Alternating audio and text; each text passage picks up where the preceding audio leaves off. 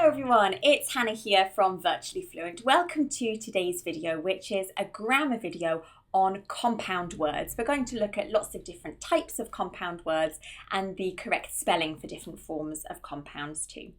If you would like to practice anything from today's video or anything extra with compound words, you can take our online grammar course, and I've left the link to that in the description below.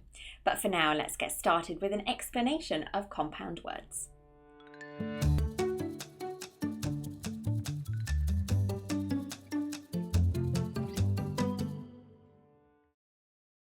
Compound words are when two or more words are pushed together to form a completely new word. For example, ice cream. We have two individual words, the word ice and the word cream, and they're pushed together to create a completely new word, ice cream. This is a compound word. And we have three different types of compounds in English. We have open compounds, closed compounds, and hyphenated compounds. Let's take a look at some examples for each of these.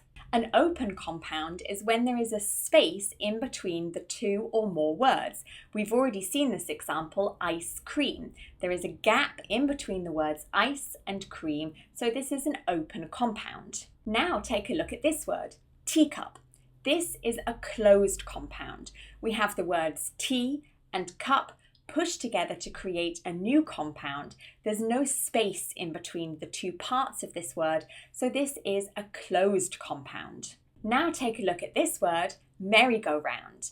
In this case, we have three separate words, merry, go, and round, and they're all connected by hyphens, these little dashes. So this is a hyphenated compound. In truth, the only reason we need to know the compounds is for spelling, for our written English. It doesn't really make much difference in spoken English. And unfortunately, there aren't really many rules surrounding whether a word should be an open or a closed or a hyphenated compound. My best advice is to use an English dictionary or a reliable English source to learn words correctly as compounds. It's important to note that it may also depend on the writer as well as the evolution of the English language. Take this example, notebook. Personally, I would always use a closed compound for this word, number 2. But you may see note and book written as an open compound or as a hyphenated word too. The next thing we're going to discuss is which parts of speech can come together to create a compound. And again, there are not really many rules surrounding which words can and can't go together. Let's refer back to this example, an ice cream, which is an open compound. The word ice is a noun. The word cream is a noun. And when we put them together to create a compound word, ice cream, it's a compound noun. But now take a look at this open compound. Swimming pool. Swimming is a verb. Pool is a noun, yet together their form is a compound noun. And take a look at this example, real estate. Real is an adjective, estate is a noun, and together, real estate, it can be used as either a compound adjective or a compound noun. Let's take a look at some closed compound examples. We've already seen teacup. Tea is a noun. Cup is a noun, and together a compound noun. Heartbroken. Heart is a noun. Broken a verb, and yet together they create a compound adjective. And some hyphenated compound examples. Merry-go-round. Merry is an adjective. Go a verb. Round an adverb, and together they create a compound noun. Or mother-in-law. Mother a noun. In a preposition. Law another noun. Together a compound noun. So you see, any parts of speech can be combined together to create compound nouns, compound adjectives, and compound verbs. There are a few important grammatical rules when it comes to writing and using compound nouns in spoken English. The first thing is pluralisation, using the plural form of these words. Of course, this only applies to compound nouns, because nouns are the only part of speech that we want to put into a plural form in English, so this doesn't apply to the adjectives and verbs. Let's return back to our example of an ice cream, which is an open compound.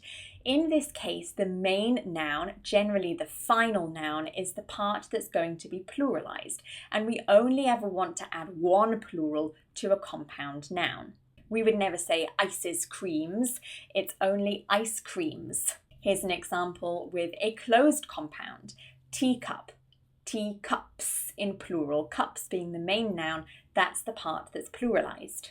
Again, with hyphenated compounds, it's the main, most important noun that's pluralized. This example, mother-in-law, becomes mothers-in-law, never mothers-in-laws. Remember, only one plural in a compound word. The second important thing to note is capitalization.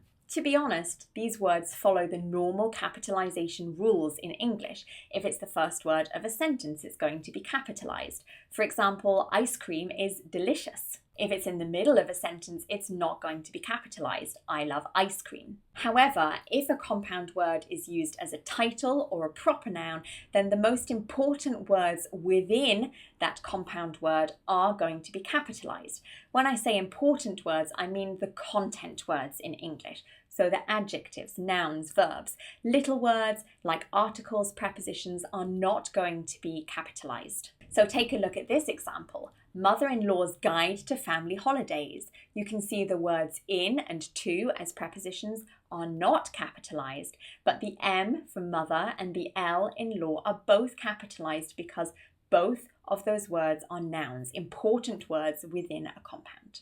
The next important thing to have a look at is conjugation, and of course this only applies to compound verbs because we can only conjugate verbs in English. The important thing here is we're not going to change the adjective or noun parts of the compound. We're only going to change the verb part, and again only one verb part. For example, I babysit in the present simple tense becomes he babysits, or in the past, I babysat. And the final thing that I want to draw your attention to is stress patterns with compound words. So this is the really important part for your spoken English to make sure that you're saying compound words correctly. Generally, these stress patterns will only apply to compound nouns. It's important to note that the primary stress is going to be on the first word. In this example, greenhouse. I grow my plants in a greenhouse. You can hear the green has a little bit more emphasis, more stress, because it's the first word in our compound noun. However, look at this example, greenhouse. In this case, it's not a compound word.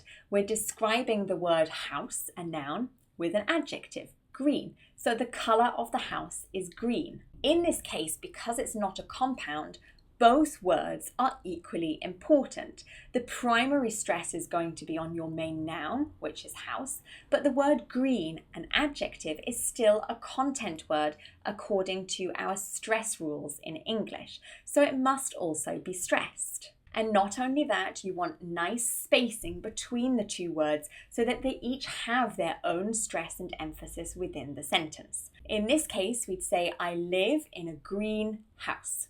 Let me put those side by side for you to see. On the left, the glass house where we grow plants, greenhouse. I have a greenhouse. On the right, a house which is the colour green, greenhouse. I live in a green house.